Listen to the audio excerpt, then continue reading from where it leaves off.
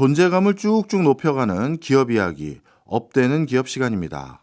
하수정 경제뉴스 큐레이터 모셨습니다. 어서 오세요. 네, 안녕하세요. 오늘은 어떤 기업 알아볼까요? 네, 오늘은 월마트를 파보려고 합니다. 예. 이제 월마트는 워낙 이제 잘 아시다시피 이제 미국의 유통 공룡입니다. 이제 전 세계 기업 중에 매출 1위 기업입니다. 연매출이 6,800억 달러, 그러니까 우리 돈으로 1,000조 원이 넘는 어마무시한 기업입니다. 직원 수도 210만 명으로 전 세계 고용 1위 기업입니다. 그런데 이제 최근 몇 개월간 월마트에 엄청난 일들이 연달아 벌어지고 있습니다. 네. 경영에 큰 변화를 주는 발표가 이제 그야말로 폭포수같이 쏟아지고 있어요. 이제 최근 2달간만 해도 챗 GPT 안에서 월마트 상품을 이제 바로 구매할 수 있게 한다는 발표에 이어서 예. 이제 AI 쇼핑 비서를 본격적으로 도입한다는 소식이 전해졌고, 뒤이어서 CEO 교체 그리고 나스닥 이전 상장까지 깜짝 발표했습니다. 네. 이렇게 월마트의 집중적인 변화에 대해서 이제 미래 생존을 위한 비상 선언을 했다. 50년 만에 이제 기업의 DNA를 근본적으로 바꾸려 한다. 이런 평가가 나오고 있습니다. 전 세계 매출 1위, 고용 1위라는 어마어마한 덩치를 가진 월마트가 이 정도로 속도를 낸다는 건 뭔가 정말 큰일 났구나라는 생각을 한 것 같은데, 먼저 나스닥 이전은 어떤 의미인지부터 얘기해 볼까요? 그 월마트는 1972년부터 그 뉴욕 증권거래소에 상장돼 있었습니다. 근데 53년 만에 이제 나스닥으로 이전을 한다는 건데요. 네. 12월 9일, 그러니까 다음 주 화요일에 나스닥 이전 상장이 됩니다.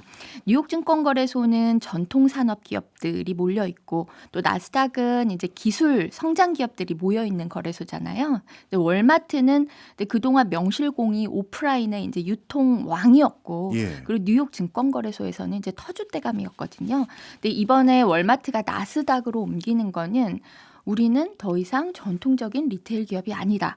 이제는 테크 기업이다. 이렇게 이제 시장에 선언하는 것으로 해석이 되고 있습니다.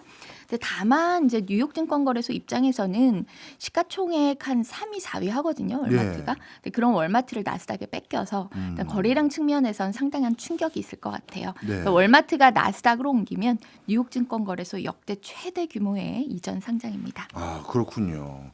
뭐 월마트 대주주 그리고 설립자 가족들이야 돈 많은 사람들이니까 제가 걱정할 네. 필요는 없고, 이 월마트에 투자한 개인 투자자들, 이 사람들이 걱정인데 이들의 반응은 어떻습니까? 개인 투자자들 같은 경우는 월마트가 나스닥으로 간다고 해서 뭐 당장 달라질 거는 없어요. 좋으면 좋았지 더 나쁠 거는 없습니다. 그래요? 그러니까 월마트가 나스닥에 올라가는 순간 몸값이 더 높아질 가능성이 예. 높습니다. 그러니까 월가에서는 같은 이제 1달러짜리 이익이라도 네. 마트가 벌어들인 1달러하고 AI 기업이 벌어들인 1달러하고 그 가치를 다르게 평가해서 거래를 하잖아요. 예. 그러니까 전통적인 리테일의 그 멀티플은 평균 뭐 10배에서 15배 뭐 그 정도 매기는데, 테크는 뭐 40배, 50배씩 받습니다. 주가 수익 비율이라고 PER 뭐 다들 잘 아실 텐데, 그러니까 회사가 벌어들이는 이익에 비해서 이제 몇 배로 주식 가격이 평가받고 있는지 그런 지표를 PER 지표를 살펴보면 월마트가 이제 올해 PER 20배 구간에서 거래되다가 예. 나스닥 이전 발표를 한 뒤에 주가가 급등해서 지금 PER 39배까지 상승했어요. 이야, 거의 2배 가까이 올랐네요. 네, 급등을 했습니다. 게다가 나스닥이라는 곳이 전 세계 자금이 몰려드는 시장이잖아요. 그래서 월마트는 나스닥 100 지수에 편입될 가능성이 높은데, 예. 이제 나스닥 100이나 기술주를 추종하는 그런 상장 지수 펀드들 ETF 그리고 각종 패시브 자금이 이제 추가로 유입될 것으로 보입니다. 그 해외 기술주 펀드를 운용하는 펀드 매니저가 이제 지인이 있어서 물어봤더니 예. 월마트가 나스닥으로 이전하면 어떨 것 같냐 이렇게 물어봤더니 굉장히 긍정적으로 다 대답은 하더라고요. 그러니까 월마트만큼 안정적인 비즈니스를 가지면서 또 성장하고 기술 모멘텀이 더해진 종목이 좀 귀하다는 거죠. 그래서 기술주 포트폴리오에 월마트를 넣을 수만 있다면 펀드 매니저 입장에서도 환영할 일이다. 뭐 이런 반응을 보였습니다. 아, 그렇군요. 그런데 월마트가 단순히 그냥 나스닥으로 상장된 증시만 옮기는 게 의미가 있을까, 이런 생각 가지신 분도 계실 거예요. 네. 실제 중요한 거는 테크 기업으로 진짜 인식되고 실제 어떤 기술 혁신을 이뤄내느냐가 중요한 거 아니냐, 이런 고민들, 걱정들 있지 않을까요? 맞습니다. 월마트가 이제 추진하고 있는 기술 혁신을 좀 소개를 해드리면 크게 4가지를 꼽을 수가 있겠는데요. 예. 우선 로봇을 활용해서 이제 거대한 물류센터와 매장을 무인화하는 것. 그리고 두 번째로는 고객 쇼핑을 대신해주는 AI 비서를 도입하는 거. 그리고 드론을 통해서 이제 라스트 마일이라고 하죠. 아. 고객에게 배송되는 그 마지막 단계에서 이제 시간을 확 줄이는 거. 네. 그리고 마지막으로 데이터로 고수익을 내는 사업이 있는데 이게 또 월마트의 숨겨진 비기가 될 수 있습니다. 그러니까 기술이라는 게 말로만 설명하면 좀 와닿지는 않잖아요. 그렇죠. 그래서 오늘 제가 사진을 많이 준비해 왔거든요. 네. 월마트가 어떻게 로봇하고 인공지능으로 입고에서 매장까지 이 전 과정을 자동화하고 있는지 좀 순서대로 설명을 해드리도록 하겠습니다. 예. 그러면 첫 번째 사진부터 한번 볼까요? 네, 그 첫 장면은 월마트 물류창고 입구인데 트럭에 실은 그 상품이 창고에 도착하면 도크한다, 하역한다 이렇게 얘기를 하는데 예. 이게 물류업계에서는 워낙 위험해가지고 기피하는 작업이에요. 아. 그러니까 미국 산업안정청에서도 사고 1위 구간으로 꼽히는 구간입니다. 예. 근데 월마트가 이제 사람이 더 이상 이 위험 구역에 들어가지 않아도 되게 이걸 자율주행하는 로봇 지게차로 작업을 하고 있는 겁니다. 지금 유튜브로 보시는 분들은 사진을 보실 수 있으실 텐데 네. 저기 진짜 지게차에 사람이 없는 건가요? 맨 앞에 있는 그 사진은 네. 위에 있는 사진은 이제 사람이 필요한 순간이 딱 한 순간 있는데 그게 자율주행 지게차에 어떻게 운행하라라고 이렇게 입력하는 그 순간뿐입니다. 예. 저 남자분이 이제 입력을 이렇게 하고 있고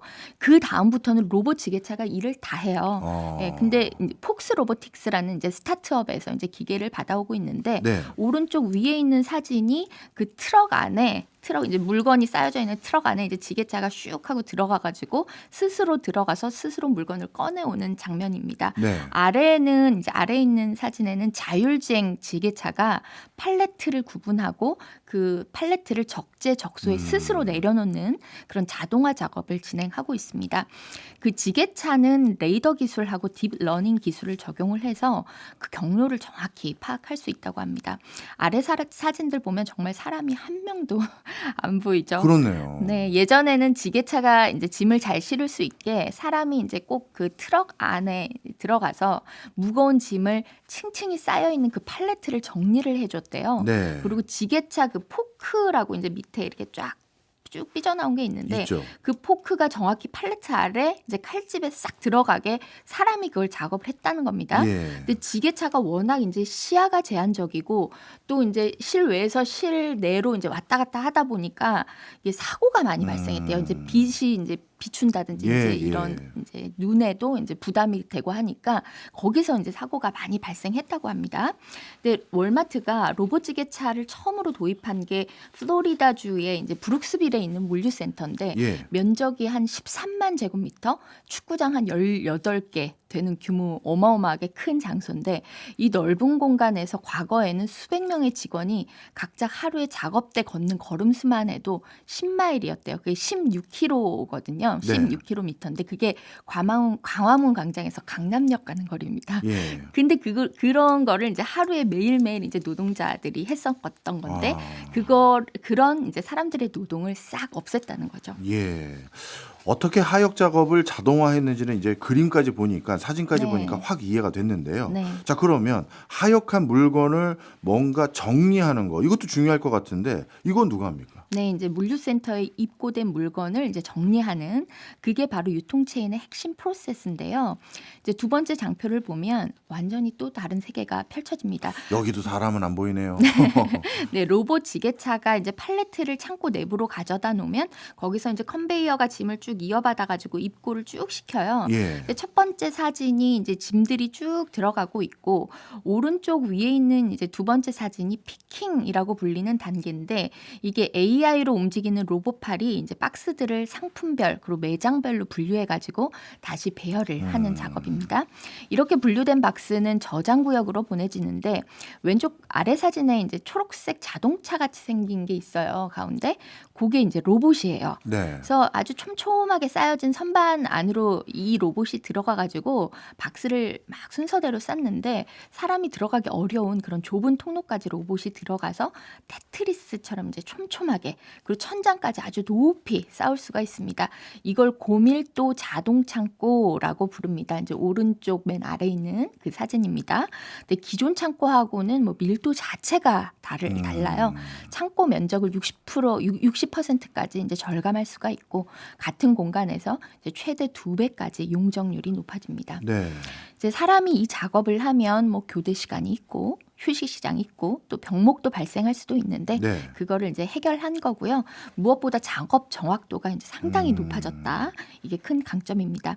과거에는 뭐 박스 위치라든지 순서 뭐 이런 절차들이 사람 경험에 의존을 했잖아요. 예. 그래서 뭐 실수도 있고 누락도 있고 이런 것 때문에 재고 손실이 꽤 있었다고 합니다. 네. 근데 이제는 입고부터 출고까지 이제 순서 효율성이라든지 재고 데이터가 다 로봇으로 관리가 되는 겁니다.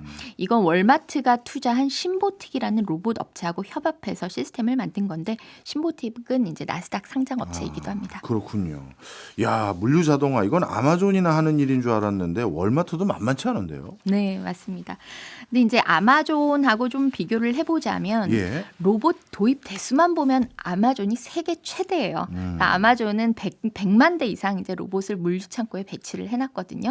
근데 아마존과 월마트 두 기업의 자동화 전략이 겉보기에는 비슷해 보이지만 이제 지향하는 목표가 좀 다릅니다. 아, 그래요. 아마존은 이제 전자상거래다 보니까 그 특성상 주문 폭증을 처리하는 데 초점이 맞춰져 있어요. 예. 그래서 이제 로봇이 상품을 가져오고 사람은 포장하고 검수를 맡는 그런 협업 구조인 건데 반면에 월마트는 물류센터 전체 구조를 통째로 이제 다시 설계한 거죠.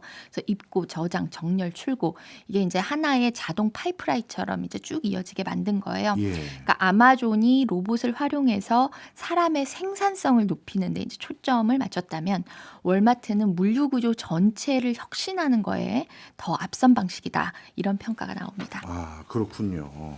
월마트는 아마존과 달리 오프라인 매장 기반이잖아요. 네. 그러니까 소비자들이 이용하는 매장 안에도 뭔가 로봇을 활용할 것 같은데요. 네, 맞아요. 그 예전에 제가 방송에서 AI 리더십에 대한 이제 하버드 보고서를 좀 소개를 해드릴 때 예. 사례로 이제 월마트 매장에서 AI가 24시간 내내 이제 재고 관리 작업을 한다 이런 이야기를 이제 말씀드린 적이 예. 있었는데 그게 바로 지금 사진에서 보는 겁니다. 지금 사진은 매장 사진인데 역시 또 사람이 없네요. 아. 네, 왼쪽 위에 있는 사진이 AI 스캔 로봇인데요. 네. 이제 키 큰 로봇 하나가 통로를 이제 천천히 지나가면서 매대를 스캔해가지고 품절된 물건이 있는지, 아. 가격표가 잘못 달린 건 없는지, 또 어떤 손님은 라면 집었다가 뭐 시리얼 매대에 뭐 슬쩍 놔두고 가고 뭐 그럴 이런 수 경우도 있죠. 있잖아요. 예. 그런 건 없는지 쫙 스캔을 한 다음에 이제 매대 정보를 중앙 시스템에 알려줘요. 네. 그래서 재고, 뭐 진열, 가격, 품절 상황 이런 걸 실시간으로 이제 점검하는 재고 관리 로봇이 있습니다. 그리고 오른쪽 위의 사진을 좀 자세히 보다 보면 그 매대 위 천장에 카메라하고 센서가 이제 쭉 촘촘하게 달려 있어요. 예. 왜 이렇게 CCTV가 많아? 이렇게 보실 수도 있는데 이거는 CCTV가 아니고 재고 관리용 AI 카메라입니다. 예. 예전엔 직원이 매대를 돌면서 하나하나 확인했는데 지금은 카메라가 이제 초 단위로 재고 변화를 읽어내는 겁니다. 결제하는 것도 좀 재밌는 장치를 도입했는데 예. 아래 왼쪽 사진입니다. 예. 이제 스마트 카트라고 쇼핑 카트에 이제 카메라하고 결제 시스템이 내장돼 있어요. 예. 그럼 계산대 갈 필요 없이 그냥 바로 내가 이렇게 끌던 그 카트에서 결제까지 해버리는 거예요. 아, 그냥 카트에 물건을 담는 순간 인식이 되는 거네요. 그리고 이제 아마 카메라가 달려 있어서 아. 이제 인식을 시켜야 될 겁니다. 예, 예. 바코드를. 근데 이제 월마트가 요 이제 스마트 카트를 제일 많이 도입을 했고 미국의 크로거 같은 그런 다른 유통업체들도 이제 요새 속속 도입을 하고 있습니다. 네. 한국은 이제 셀프 계산대는 지금 많이 보편화됐는데 그렇죠. 이 스마트 카트는 아직 이제 제가 본 적은 없어요. 오른쪽 제일 아래에 있는 사진은 뭐냐면 이제 청소 로봇인데 이거는 뭐 사실 월마트만의 특별한 기술이랄 건 아닌데 월마트 매장이 미국에만 뭐 4,700개 깔려 있거든요. 예. 바닥 청소 인력만 해도 뭐 연간 1,000억 원이 넘는 비용이 든다 이런 얘기가 있을 정도입니다. 근데 이 청소 로봇이 월마트에는 엄청난 비용 절감 장치로 이제 활용이 되고 있습니다.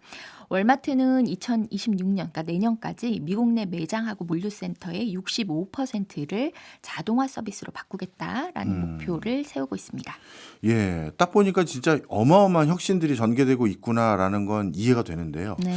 한편으로는 야, 이거 월마트가 210만 명? 아까 이 정도 인력을 고용하는 가장 네. 큰 고용을 자랑하는 회사였는데 네. 이거 다 로봇이 하고 AI가 하면 이제는 네. 210만 명 다 어디서 일하지 이런 생각 드는데요. 맞습니다. 네, 월마트가 가장 민감해하는 부분도 바로 이 대목이에요. 네. 로봇 도입으로 업무 프로세스를 혁신하고 이제 비용을 절감하면 회사 차원에서 이제 매우 좋은 일인데 그것 때문에 인력 구조 조정 이야기가 나오는 거에 대해서 이제 좀 부정적인 여론이 퍼지는 것도 또 회사 입장에선 타격을 입을 수가 있잖아요. 예.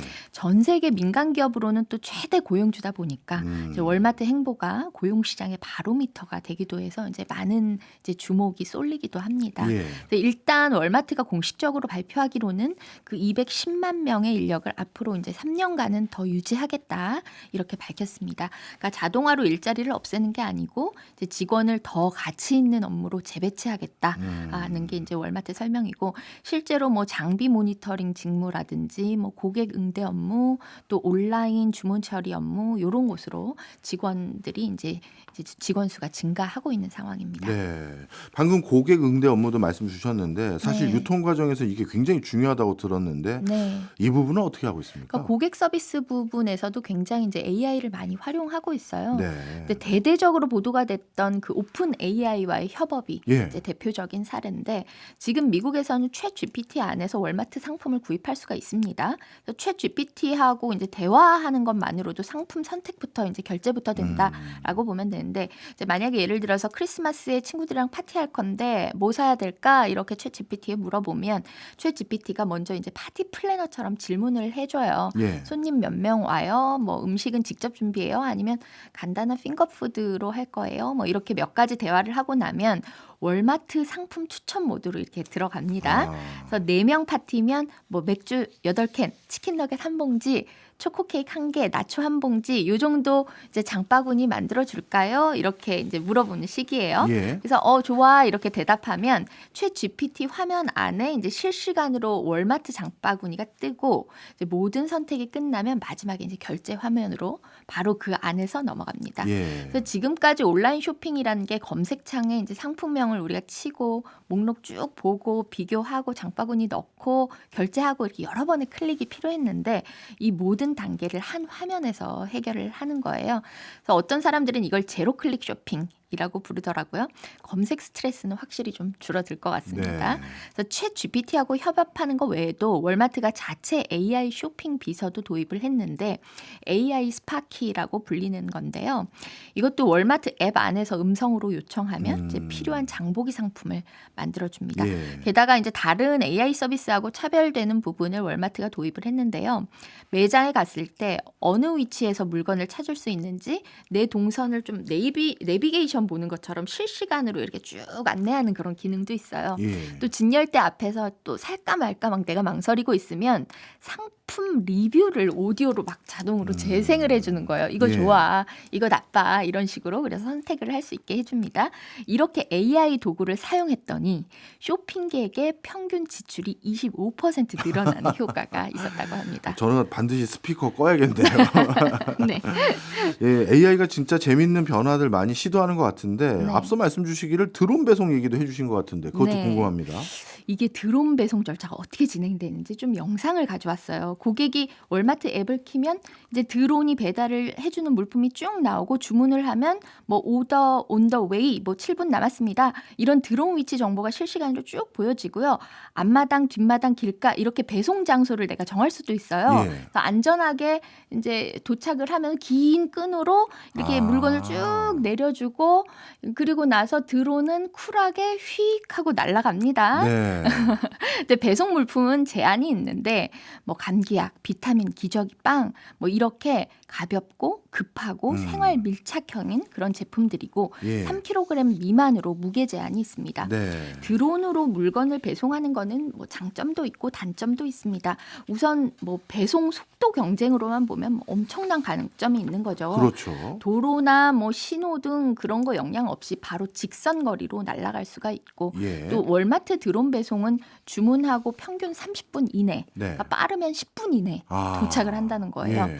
게다가 이제 드론이 대부분 전기로 움직이잖아요. 그래서 트럭으로 이제 배송을 하면 뭐 기름값이라든지 운전기사 인건비, 차량 유지 보수비 뭐 이런 비용보다 이제 드론이 싸다는 거죠. 예. 그리고 사람이 가기 어려운 곳도 드론으로 배달이 가능하다 이런 장점이 있습니다. 이제 반면에 뭐 비행고도 제한이라든지 날씨 영향, 뭐 낙하 사고 위험, 무게나 부피 제한 이런 거는 단점이라고 할 수 있겠습니다. 네. 그러니까 월마트는 이제 미국에서 드론 배송을 가장 공격적으로 넓히는 그런 기업입니다. 지난 10월 말에는 드론을 포함해서 이제 차세대 물류 기술을 전담하는 그런 임원직까지 새로 만들었다는 소식이 있었고요. 예.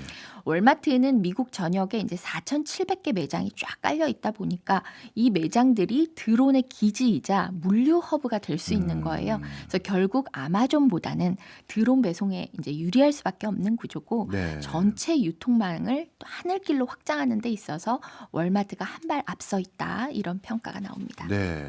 짧게 하나만 더 여쭤볼게요. 네. 이거 다 혁신이긴 한데 돈 많이 들어갈 것 같은데 네. 월마트 실적은 요즘 어떻습니까? 그러니까 물류 자동화하고 AI 기반 시스템 이런 거 모두 막대한 이제 초기 비용이 발생을 하잖아요. 근데 그동안 월마트가 꾸준히 이제 워낙 3%에서 7%대 매출 성장세를 이어왔고 거기다가 연간 영업이익도 뭐 40조 원씩 내고 있거든요. 예. 투자 비용을 상쇄하고 이제 수익을 내고 있다는 겁니다. 이제 특히나 월마트 커넥트라고 광고 사업의 성장세가 굉장히 두드러지는데 작년에 30%의 성장세를 보였습니다. 예.